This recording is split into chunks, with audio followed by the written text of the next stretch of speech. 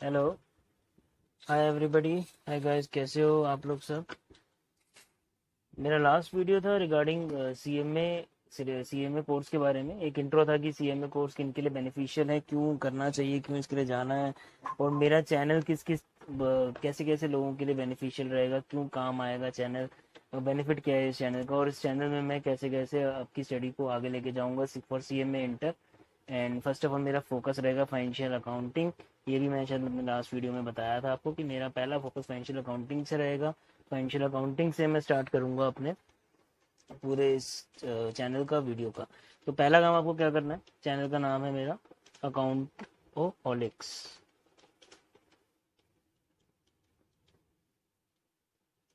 आपको सबसे पहले इस चैनल को सब्सक्राइब करना है। ओके, उसके बाद लाइक करना है, वीडियोस को शेयर करना है, वो सब डिपेंड करता है। पूरे वीडियोस देखिए पहले मेरे, किस तरीके से इसमें इन्फॉर्मेशन दी गई है रिगार्डिंग पूरा करिकुलम के बारे में। स्टेप बाय स्टेप पढ़ाऊंगा, कोई सी भी सीधे किसी बड़े टॉपिक पे स्किप नहीं करूंगा या सीधे प्रैक्टिकल क्वेश्चंस पे नहीं आऊंगा मैं। पहले आपको पूरा सिलेबस बताऊंगा इस वीडियो में कि फाइनेंशियल अकाउंटिंग का जो पूरा सिलेबस है, कैसे कैसे सिलेबस मूव करता है। उसके बाद एक एक चैप्टर पे स्टेप बाय स्टेप जाऊंगा, थ्योरी प्रैक्टिकल पूरा कवर करते हुए। स्टार्ट करता हूँ मैं अपने इस सिलेबस की, फाइनेंशियल अकाउंटिंग के सिलेबस की। जो पहली चीज आती है इसमें, वो मेरी आती है अकाउंटिंग बेसिक्स।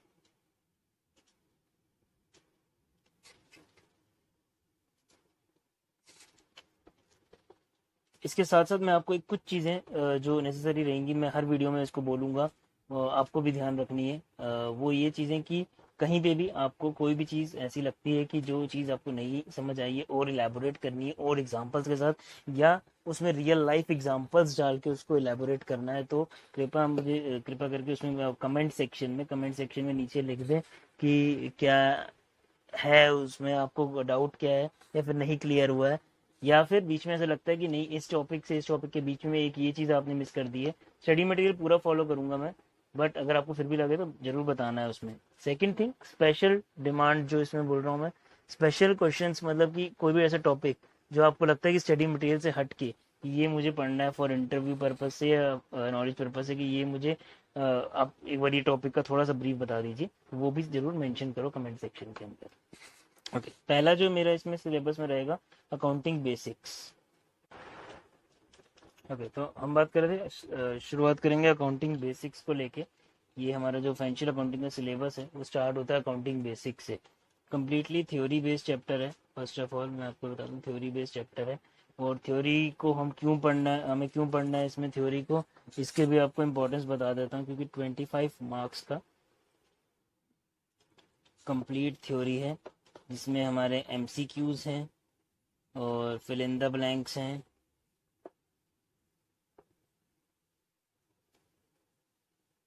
और आपके ट्रू एंड फॉल्स हैं, मैच द फॉलोइंग हैं।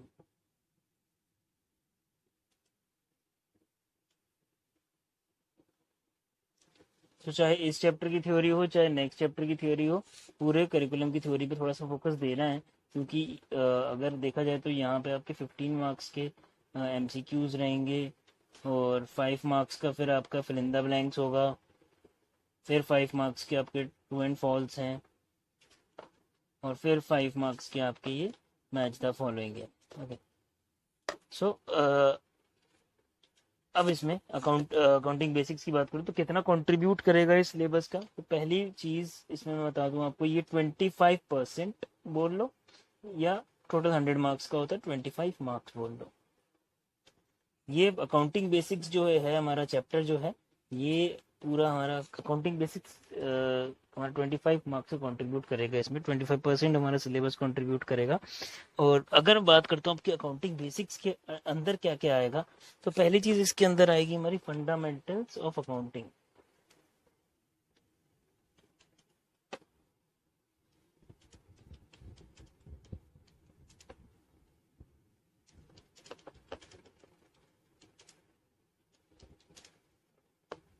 फंडामेंटल्स ऑफ अकाउंटिंग आएंगे सबसे पहले इसके अंदर हमारे।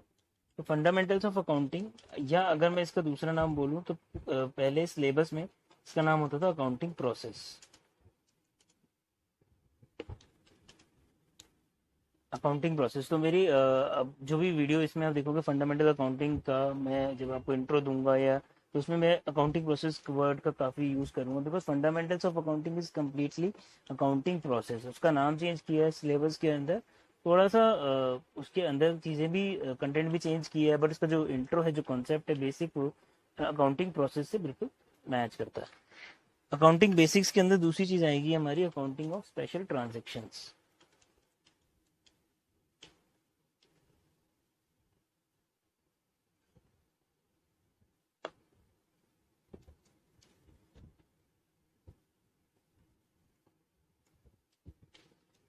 ये दो चीजें मिला के, fundamentals of accounting plus accounting of special transactions, ये मिला के जो है मेरा अकाउंटिंग बेसिक्स बनाएगा थ्योरी, जो मेरा 25% कंट्रीब्यूट करेगा सिलेबस के अंदर, और यानी 25 मार्क्स कंट्रीब्यूट करेगा आपके पेपर के अंदर। ये क्विक इंट्रोडक्शन है, इसको थोड़ा स्पीड से लूंगा मैं भी, बिकॉज ये सिर्फ एक, मैं आपको अपने पूरे फाइनेंशियल अकाउंटिंग के सब्जेक्ट का जो है करिकुलम का इंट्रो दे रहा हूँ, इसलिए थोड़ा स्पीड से खींचूंगा। जब मैं अकाउंटिंग प्रोसेस को डिफाइन करूंगा, फंडामेंटल्स ऑफ अकाउंटिंग को डिस्क्राइब करूंगा, तो वीडियो बहुत लंबी जाएगी और उसमें आपको डिटेल में समझना होगा चीज़ों को। अभी आगे बढ़ते हैं और देखते हैं कि नेक्स्ट जो अब हमारा इसमें चीज़ होगी, नेक्स्ट जो चैप्टर होगा, नेक्स्ट जो कंटेंट है वो किस चीज़ का है। सेकेंड थिंग इसमें जो हमारी कंट्रीब्यूट करेगी, preparation of financial statements.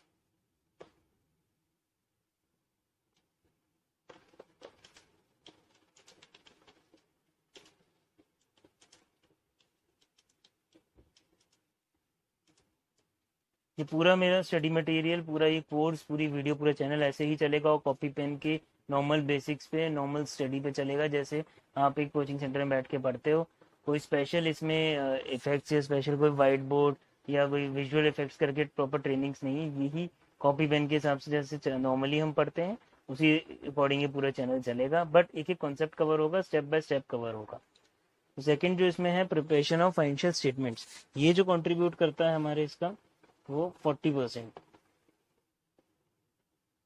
40% of syllabus बोलो या 40 मार्क्स बोलो। अगर आप अकाउंटिंग बैकग्राउंड से फाइनेंशियल स्टेटमेंट्स का मतलब आराम से समझ गए होगे, नहीं समझे तो मैं बताता हूँ एक बार शॉर्ट में कि अगर हम किसी भी चीज़ को, लाइक साइंस में आप डायग्राम्स बनाते हो, कंप्यूटर में आप फ्लो चार्ट्स बनाते हो, वैसे ही अगर अकाउंट्स में कुछ दिखाना है, कुछ रिप्रेजेंट करना है, तो क्या होती हैं, फाइनेंशियल स्टेटमेंट्स होती हैं। जैसे profit and loss, profit and loss statement होती है, और बैलेंस शीट होती है। ठीक है, तो प्रिपरेशन ऑफ फाइनेंशियल स्टेटमेंट्स, अब इन स्टेटमेंट्स को बनाते कैसे हैं, क्यों बनाते हैं, कौन कौन सी चीज़ें फॉलो करते हैं, कौन से रूल्स, कौन से अकाउंटिंग स्टैंडर्ड्स फॉलो करते हैं, ये सब चीज़ें इसमें कवर होंगी। और इसके अंदर एक बार आपको बता दूं कि जो इसमें दो चीज़ें कवर होने वाली है, preparation of financial account, sorry, preparation of final accounts.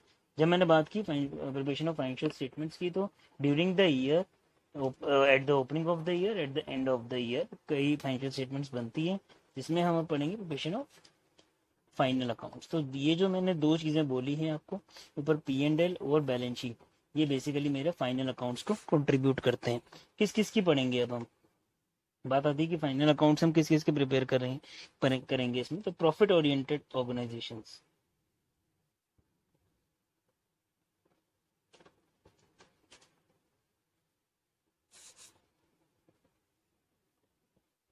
Profit oriented organisation जैसे एग्जांपल देते हैं इसमें, तो कॉर्पोरेट,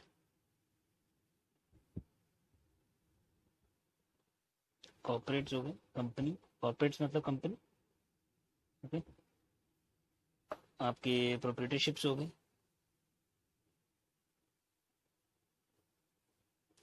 प्रोप्राइटरशिप हो गई, सोल प्रोप्राइटरशिप बोलते हैं जिसको आप, या आपकी पार्टनरशिप हो गई।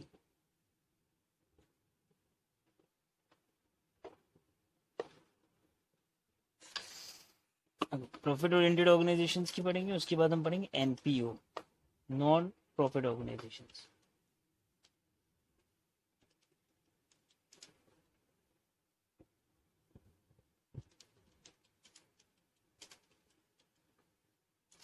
ये इसमें जितने वर्ड्स आ रहे हैं, प्रॉफिट, और ये पार्टनरशिप जो मैंने बोला, ये सब चीज़ें हम आगे जाके डिटेल में पढ़ेंगे। डिटेल में आपको इसकी मतलब बताऊंगा कि क्या क्या अलग अलग इसकी बाइफर्केशन होती है। और हाँ, अगर यहाँ पे जो मैंने तीन चार चीज़ें लिखी, कंपनी, प्रॉपर्टीशिप, पार्टनरशिप, अगर आपको इस डिटेल में पढ़ना है कि ऑर्गेनाइजेशन कितने टाइप की होती हैं, तो एक अपना कोर्स होता है, सब्जेक्ट होता है बिजनेस स्टडीज़ का, उसमें आप जाके इसको डिटेल में पढ़ सकते हो। उसमें पूरा बताया गया होता है कि किस किस टाइप की ऑर्गेनाइजेशन से कौन सी ऑर्गेनाइजेशन कैसे काम करती है। यहाँ पे हम उनका अकाउंटिंग एस्पेक्ट देखेंगे, उनके फाइनल अकाउंट्स कैसे बनते हैं, अलग अलग टाइप के ऑर्गेनाइजेशंस, कॉर्पोरेट्स के, पार्टनरशिप्स के, एनपीओ के।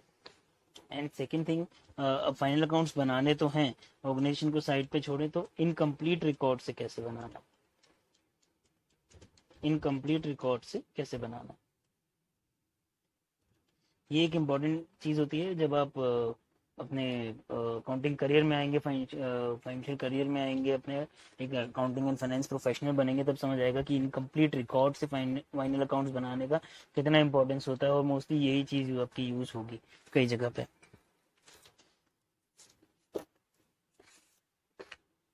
आगे चलते हैं इसमें। तो थर्ड जो इसमें हमारा कवर होने वाला है,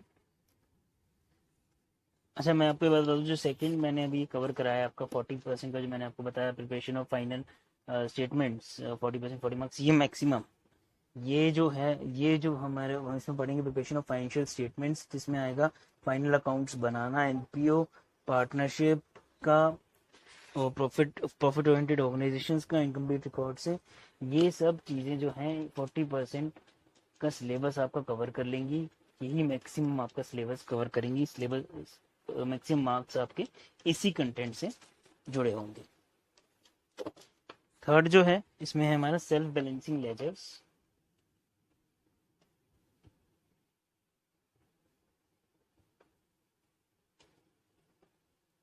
लेजर्स वर्ड जो है, लेजर्स एक ही टर्म जो है, आगे अकाउंटिंग टर्म्स करके एक हमारा पूरा कंटेंट आएगा, उसमें ये छोटी मोटी जितनी भी टर्म्स आ रही हैं हमारी, लेजर्स, बुक कीपिंग, ये सब हम डिटेल में इनकी डेफिनेशंस हैं, समझेंगे कि क्या होती हैं। ये सेल्फ बैलेंसिंग लेजर्स आएगा इसमें। और आपका आएगा सेकेंडली हायर परचेज। एक आपका वो सेल्फ बैलेंसिंग लेजर्स, देन आपका हायर परचेज। हायर परचेज आप एक और इसमें hire purchase and instalment system.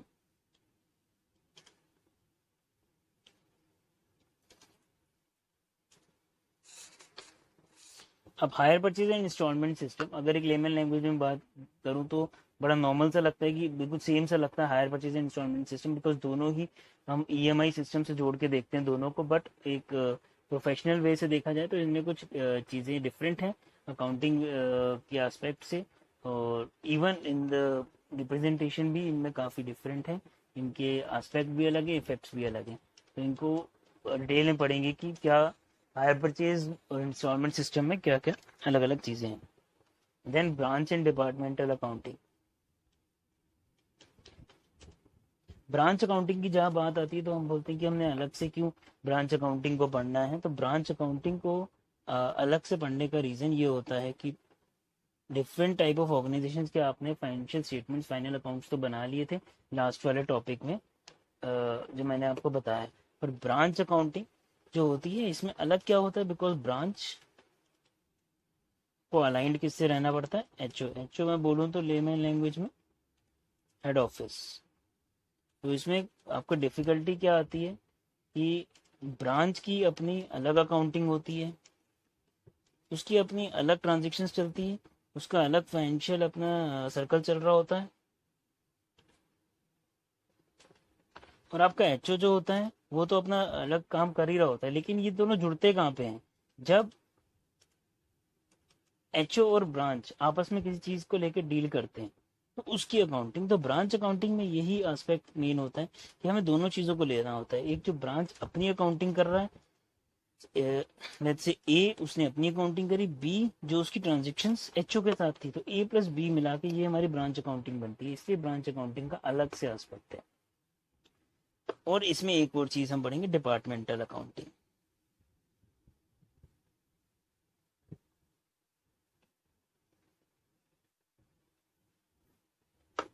Departmental accounting जो होती है ये कोई अलग ऑर्गेनाइजेशन नहीं है, डिपार्टमेंट कोई अलग ऑर्गेनाइजेशन नहीं होती, डिपार्टमेंटल अकाउंटिंग होती है within the organisation.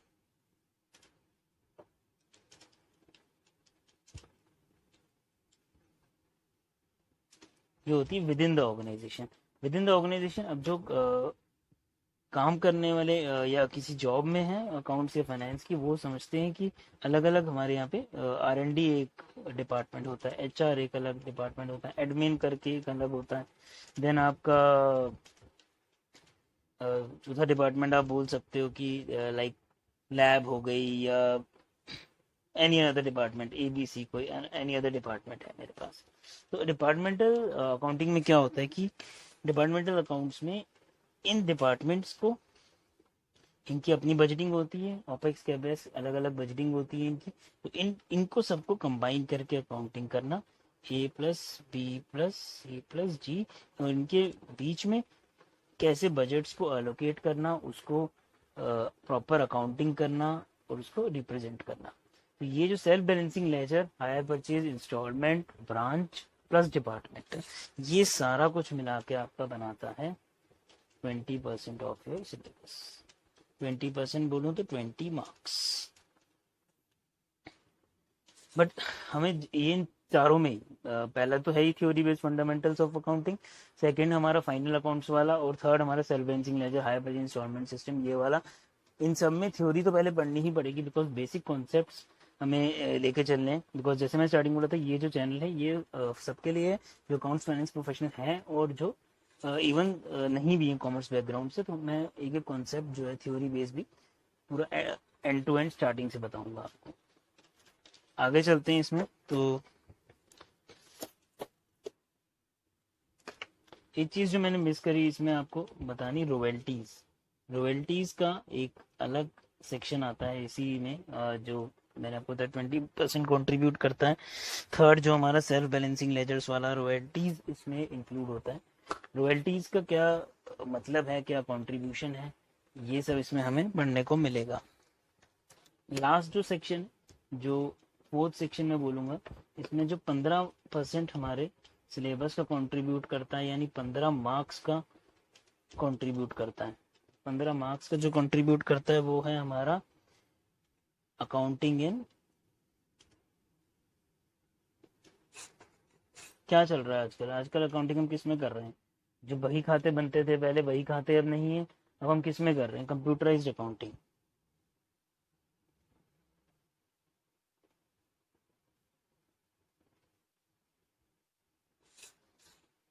Accounting in computerised environment.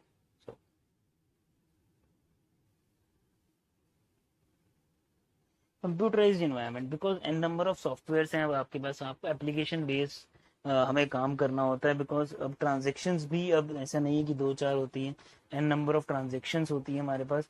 इतना आसान नहीं है कि उसको बुक्स में उसको अपने हैंड रिटन वे से लेके आए। पहले के टाइम में होता था ये, बट अब ये चीज लाई इसलिए गई है to remove the errors.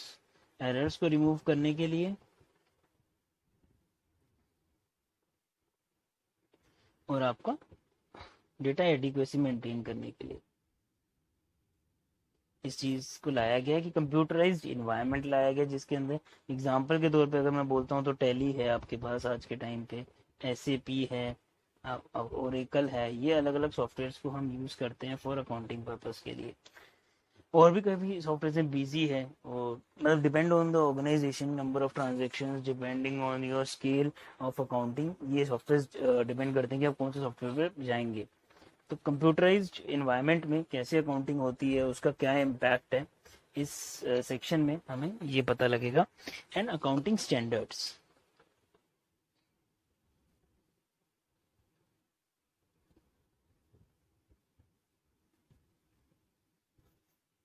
Accounting standards ये बेस है हमारी अकाउंटिंग का। ये अकाउंटिंग स्टैंडर्ड्स जो होते हैं हमारी अकाउंटिंग का बेस होते हैं।